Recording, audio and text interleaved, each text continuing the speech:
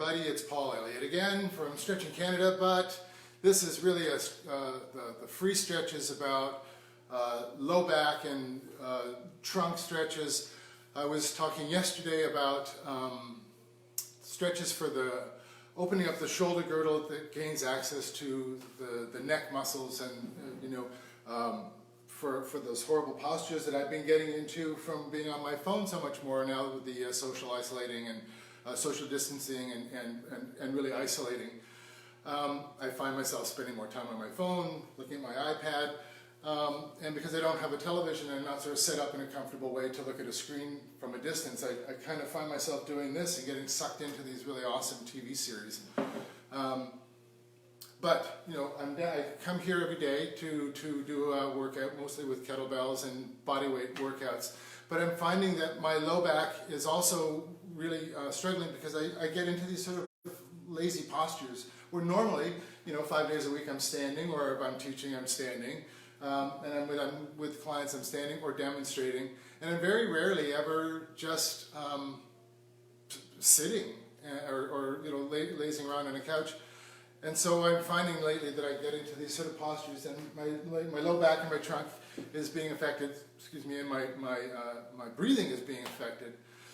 So, a number of you yesterday, while I was doing the live version of the stretches for the shoulder girdle and neck, asked if there was something we could do for the trunk.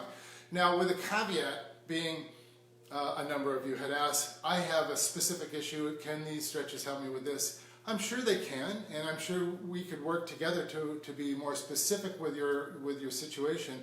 I don't think I would be able to, or would be fair or safe for me to be offering stretches for specific situations, but if you feel like you want to find a personal time or private time, I would absolutely love to be able to help you and show you where I would go with certain situations. One was, I hurt myself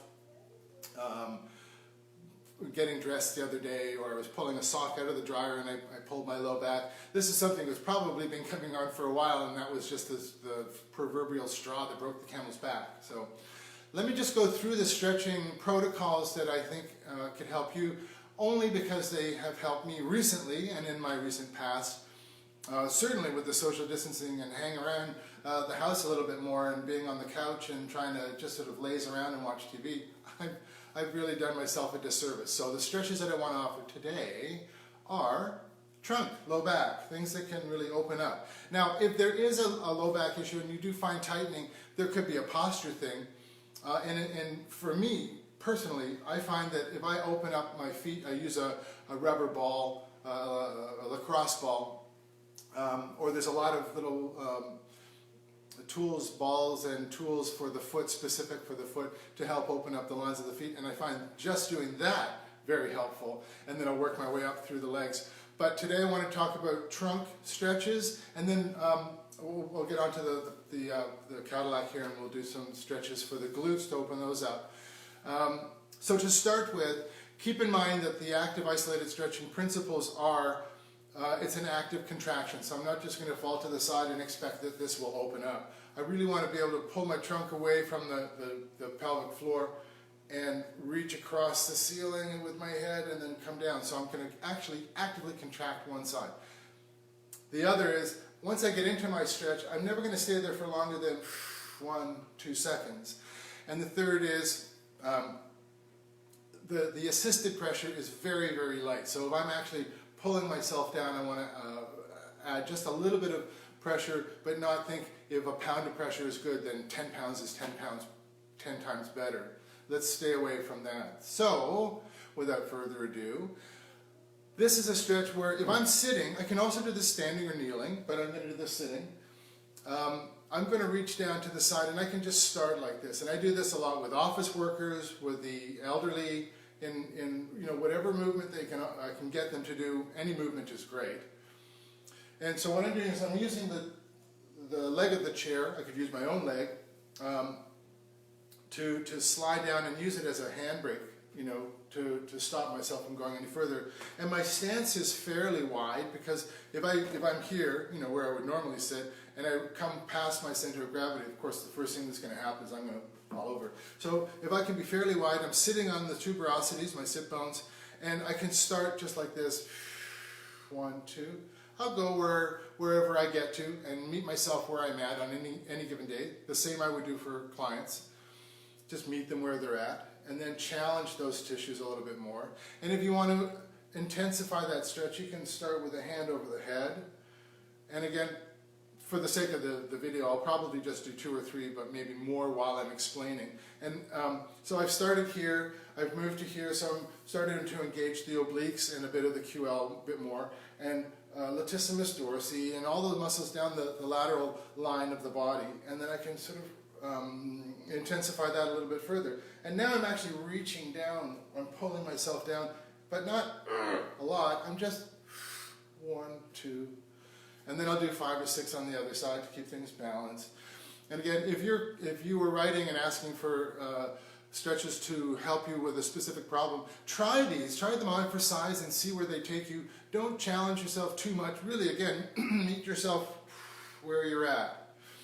Now, I can also, same group of muscles, different set of fibers by adding a rotation. So I'll add, and I'll do this gradually. If I'm here at 0 degrees, I'll add, say, 5 degrees, and 1, 2, or again, I can slide down my leg or the leg of the chair, 1, 2, and then maybe 3 or 4 there, and add another 5 degrees, 3 or 4 here, and maybe 3 or 4 over here. Now I'm getting to a place where it just doesn't want to go anymore, so I'm going to create a rotation in my lower spine, and open that up, 1, 2, and I'm rotating, again I'm doing all one side and then I'll do all the other, but in this case what I'm doing is I'm actually creating a sensory perception in my brain by using my eyes to go around looking over my right shoulder. My head will naturally follow my eyes, and then my trunk will naturally follow my head. So I'm not just bringing myself around and forcing myself into rotation. I'm starting it up here in my head, my brain.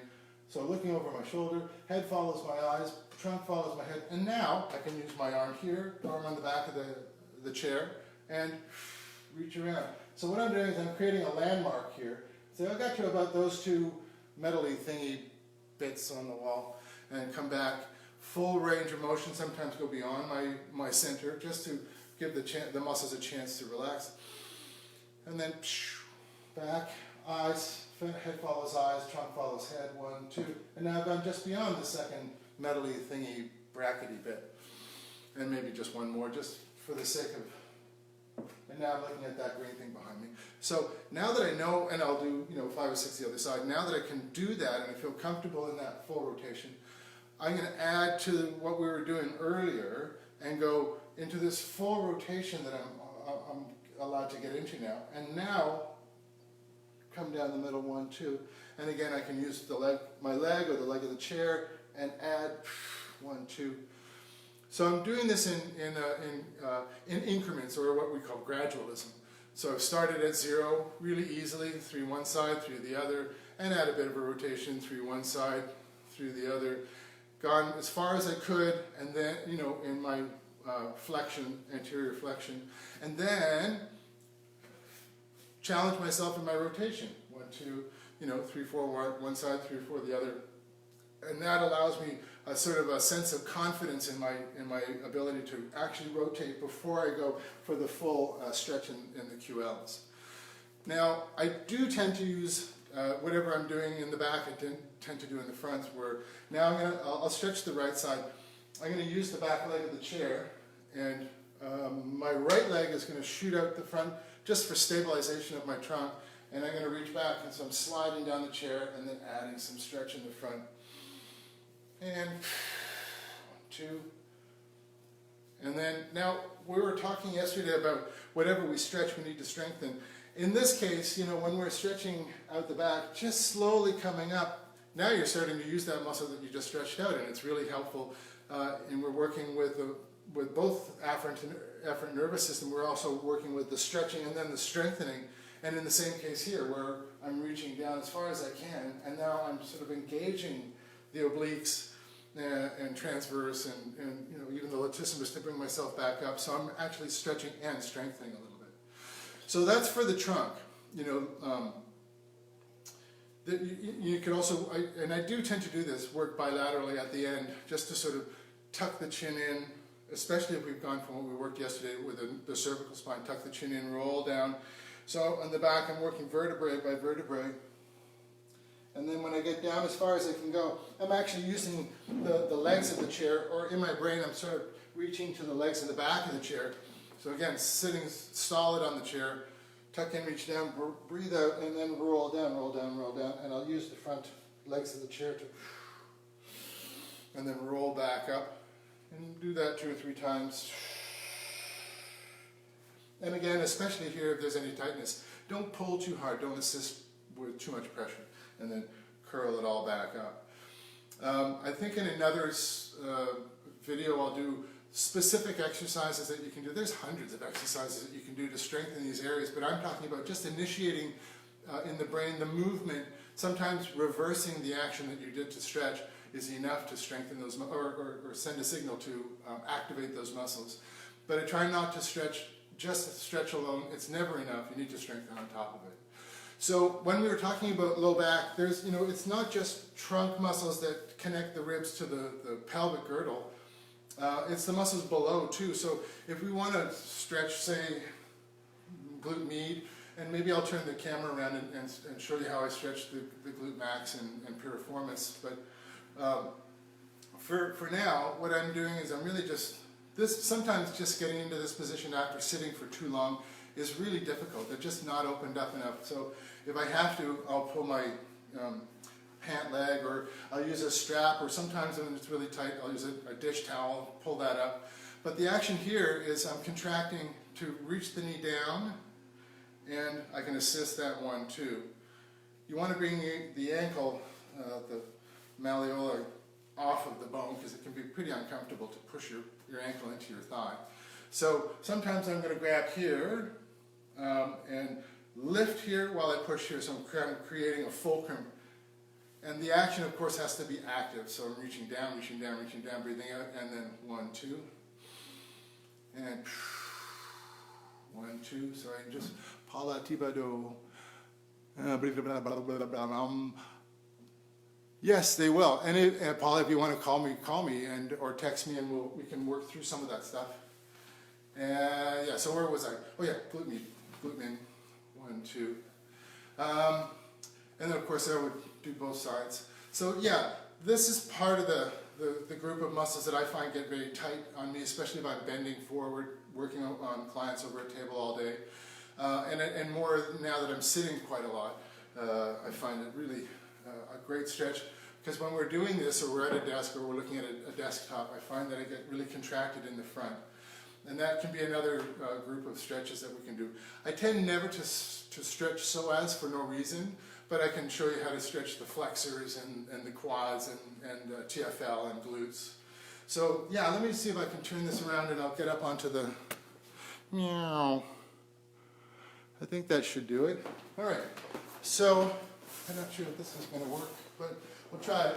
So when I want to stretch into the glutes, what I'm doing is I'm trying to get my exercise leg across the midline of the body. The problem with that is, maybe if I did it this way. The problem with this is that when I bring my thigh across midline, the first thing that happens is that my trunk starts to roll off of, or around on the floor or the table, wherever I end up. So the only way I found that can really remedy that problem is to bring the unexercised leg to midline, maybe across midline, and internally rotate, which tends to open up the pelvic girdle in the back, and I feel a lot more stable now when I assist. I don't roll quite as much. So phase 1 would be, I'm going to use as much range as I can get, come across, and then add 1, 2, a little bit of assisted pressure, and then gradually offering myself that light pressure and that active contraction, see what I can get with each stretch, come a little bit further. And yeah, I can feel myself coming off the table, but not as much. And also, nothing's perfect. And you offer what you can, you meet yourself where you can on any given day. So same one side, I'll do the same on the other. And now to get different fibers of that same stretch reaching across, I'm just going to change the angle towards the bottom ribs on the opposite side. and I'll just do 3. And then to get more fibers in there, a little bit more piriformis as well, I'll offer myself a rotation an external rotation of the thigh and do the same angle. And if you haven't got that flexibility, you know, you can use a strap or your pant leg, you know, so that can help maintain that rotation as you come across. And then 1, 2. All right, so with the, you know, with the stretches, with all the stretches on the table, the key here is to really make sure that your unexercised leg is across the midline, and you can do the same thing sitting down. So these are the stretches that I'd like to offer for today. We'll do some more tomorrow. The trunk, working gradual increments as you open up all the fibers around the back. Try and work in the front as well, and then add the opposite movement to strengthen the muscles that you just stretched. So, if there are any other stretches that you want me to try and follow up on in more specific ways, please let me know. If you have specific issues that you think the stretching can help, again, let me know or private message me. Keep in mind that the stretching alone is never really the one way to resolve these issues. I find that stretching and strengthening, but also having a solid understanding of history would be a lot more helpful to you when I offer you corrective exercises involving the tool of active isolated stretching. So let's end that here today, and this will get posted, and you can have that. You can find it on my site. But again, contact me if you have specific questions or you want me to cover something specific for you. All right, thanks. Bye, guys.